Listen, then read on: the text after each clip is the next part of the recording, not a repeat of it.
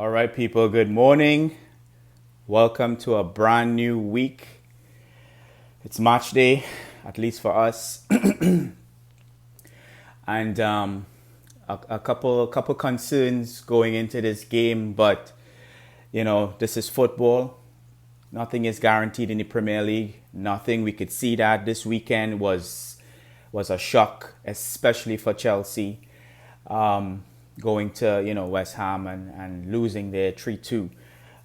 That was a really good game, by the way. But I was hoping that Chelsea would do us a favor and win. But this is how it goes. It's the Premier League. So before I go off on a tangent as per usual and start talking about everything on the top of my mind, I wanted us to hear from the very famous Tony, aka Judge Dredd the Law.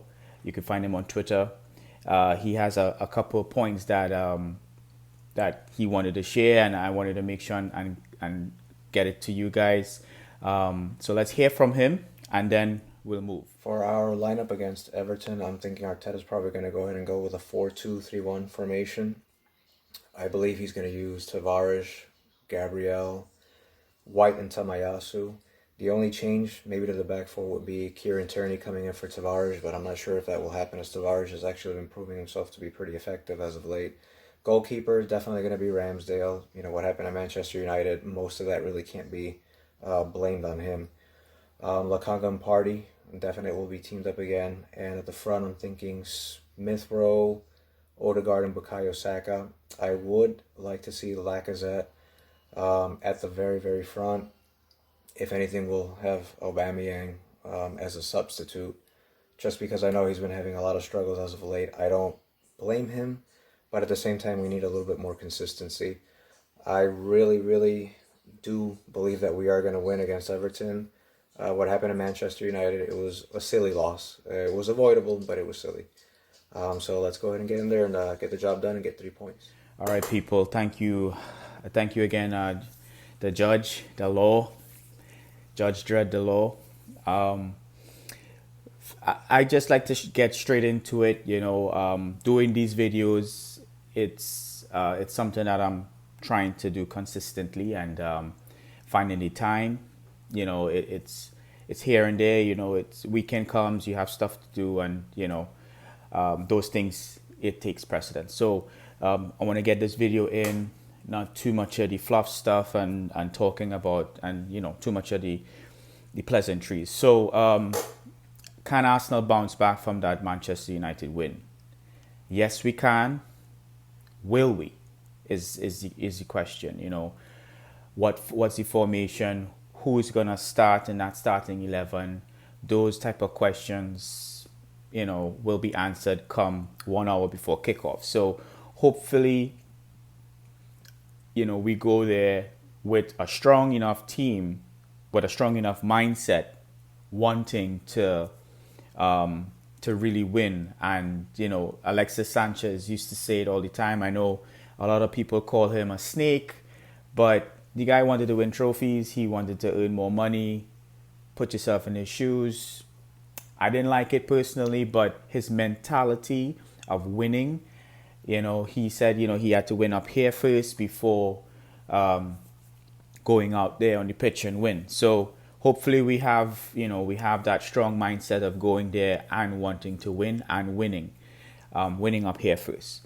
The next worry I have is, will Everton break their duck against Arsenal?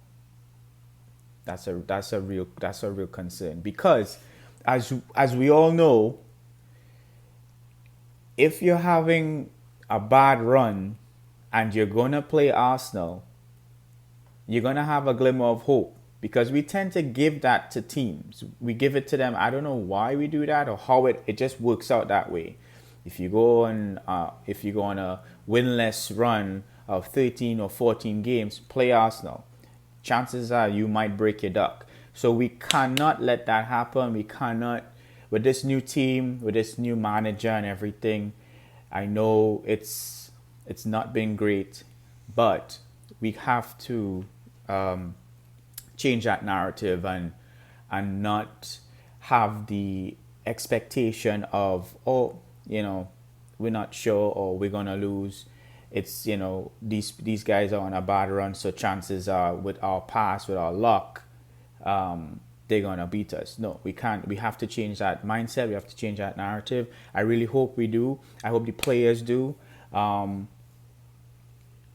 I really hope that, you know, with what's been going on, and the breakdown between midfield and our strikers going forward and scoring and finishing, that it's going to be rectified as soon as possible, because we need to really kick on now, because we're in a position, if we drop points today, I would say we can kiss any glimmer of top four, any glimmer of hope of getting into top four, completely gone. It's gone. We cannot, I can't see us trying to get back or retrieve that. Now we're down to seventh. If we win today, we're going to go back to fifth, 1 point behind West Ham.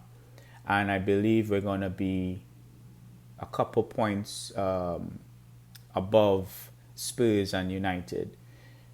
We had an opportunity to go to United. They were there for the taking.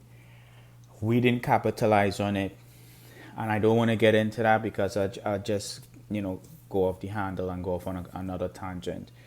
But getting into just to the starting 11, I would go with Ramsdale in goal, Tomiyasu on the right, Ben White, Gabriel, as you know, they've been our foundation of defense for the season so far.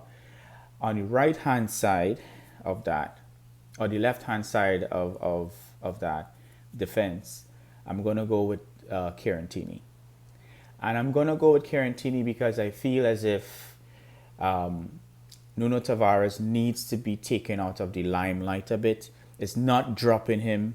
This is not a drop, but he needs to be taken out of the limelight a little bit. He needs to realize, yes, it's good that we're going forward, bombing forward like that and cutting on the inside as an inverted left back. You know, he needs to also know when to make those runs. And I feel like it's every opportunity he gets, he's going to make that run, leaving us exposed on that left-hand side. Kieran Tierney has the experience, he has the know-how, he's aware of when to make the runs and when not to make the runs. I would like to see him take a page out of Nuno's book and cut inside a bit, but you know, we'll see how that goes. In front of that defense, I'll go with Thomas Partey and Sambi Lokonga. Now, Thomas Partey has not lived up to the hype that when he first came to Arsenal. It's been about a year and a half so far. Not sure what it is. If it's the injuries, if it's not him having a good run of games for him to find his form. But I think a player of his stature, of his experience, he should be able, at least I would like to think so, he should be able to, you know, fall into that position and do what he does best. Now, that is not to say that his playing partner has been, you know, the best person for him. As I understand, he's a number 8, he's more of a box-to-box guy, he's not really a defensive midfielder. Now, having Sambi Lokonga next to him, it looks as if we're playing 2 8s, meaning because Sambi is a forward-thinking type central defender, central midfielder. He has a forward pass in him. He knows when to drop the shoulder and make the ball move. So, and Thomas Partey kind of does the same thing. The problem now with Partey is that all those loose passes that we've been seeing from him throughout the season. And I don't want to get down on players. That's not my style. That's not the purpose of this channel. We don't get down on players on this, but it's frustrating to see as well. And I do have to let that be known. So hopefully Thomas Partey would have an improved game today. If he does start, I hope that, you know, he really makes a a foothold on this game moving forward. Yeah, and as I said, next to him would be Sambi Lakonga. He's been really good. I'm not sure why he was dropped for the United game. Arteta saying that El Neni in the going to Old Trafford last year is the reason why he played him this year, and I just find that to be a silly excuse. That was 12 months ago. 12 months to now, and you play him because of 12 months ago. It's not really a good it's not really good to hear coming from our manager. But anyways, moving on from that, in front of those guys, that attacking three would be centrally. I would go with Smith Rowe. On the left, I would go with Martinelli. On the right, I would go with Saka, and up top, I would go with our captain. Yes, Pierre-Emerick Aubameyang. He needs to start. He knows perfectly well that he is not playing well. The entire fan base getting on his back about it, it's not going to help. It's going to add to him not scoring. And I really think that dropping him is not going to be the solution. And to be quite honest, his dip in form worsened when he was dropped for the Tottenham game, when he was late for traffic. Now, I've been late for work for traffic due to traffic. But I guess it's a whole different level at a football club. But if he were to get out of his car, walk to the ground, he probably might have get there faster. Just being a little sarcastic. But I thought it was silly. It's traffic. He couldn't do anything about it. Bumper to bumper traffic. There were pictures of it, so as proof. Anyways, so I think personally that his dip in form, or that added to his dip in form, him being dropped. But we'll see. If he is dropped today, I'm guessing it might be Lacazette up top, but I want to see Aubameyang start today. Him being benched shouldn't be the go-to. I mean, has Lacazette been great? I mean, yes, he has scored, and yes, in the past he's been scoring, and then he's been benched for whatever reason. I'm not sure why, but Wenger said it so well recently on an interview with Ian Wright. He said that with regards to Olivier Giroud, once you bench him, there were elements in the game where you missed him. And I feel that's going to be the case with Aubameyang. All along, we've not been creating enough or providing enough balls for him. He has been getting them, and when he does get them, he's been missing. But if you were to get more of it, I feel like it would increase your chances of increase his chances of scoring. So I feel that that's what's needed. He needs more of it, more service up front. And I feel like Martinelli is going to provide that, whipping those balls into the box. Saka as well, driving, cutting in and getting into that 18-yard box, along with Smith Rowe. So behind Aubameyang, Martinelli, Smith Rowe, Saka. Behind them, Lakonga, Sambi Lakonga and Partey. And behind that, Kieran Gabriel, Ben White or Benjamin White, Tomiyasu, and in goal would be Ramsdale. And I finally got his name correct. I've been saying Ramsey all along. What the hell? Anyways, so before I end this video, please, people, like, share, subscribe, hit the bell notification, support what I'm trying to do here. Let me try to build this channel and do something good, do something great. I know there's tons of Arsenal YouTube channels and tons of Arsenal content out there. This is just another one. But I can assure you that it's not gonna be one where you're gonna find me screaming and yelling after a game. I do that during the game, but to come on here and do that, I'm not gonna do that. Anyways, I want to do a quick shout out to a couple other YouTubers. Big up to Jake Clegg.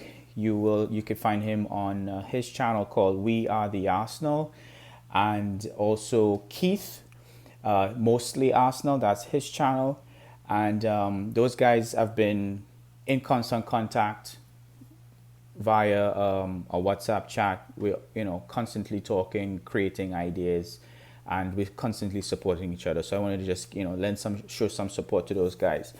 One quick one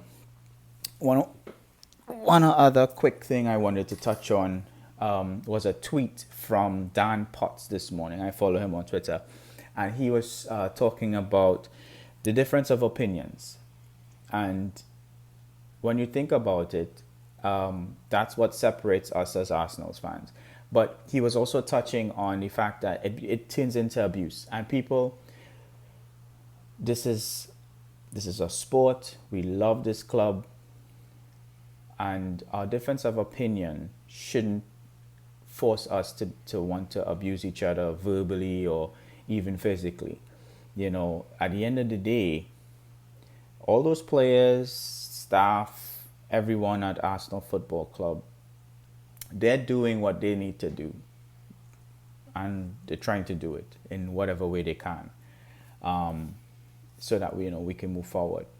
And in terms of who's coming in, who's going out, who should be in the club, who shouldn't be in the club, who should own the club, all these different topics. If someone has the viewpoint of either or, someone should stay, someone should go, or anything surrounding that, it's their opinion. They have a right to their free. It's their own opinion. So I do wanted to big up Dan Potts on that. I like that tweet. I retweeted it. It's something that we need to hear more of. I feel like we take things a bit too far with the abuse, and we need to, the world doesn't need that right now. The world has enough problems as it is. So, anyways, don't forget, people, to like, share, subscribe to Canon FC. Hit that bell notification. Arsenal fans, if you guys you want to send your thoughts in, or you want to if you want to get with me and we can do a quick conversation, and you can get me at Canon FC on Twitter, at Canon FC on Twitter. You can DM me, don't worry, I will respond. In the comments as well, leave your comment. And other than that, score predictions, how could I not do that? Going off on a tangent again, you see what happens. Anyways, score predictions for today, I would go with 3-1. If Alba starts, he's gonna get a brace, and I feel Smith Rowe is also gonna score. So those are my three goals: 2 to Alba, 1 to Smith Rowe, and Everton will score 1. And I feel that goal is gonna come from Damari Gray. That guy is someone to watch. I think he's a player. I feel like he's someone with the right coaching can turn into a real top talent. So other than that, I'll see you guys soon. See you on the next one, and take it easy. Bye.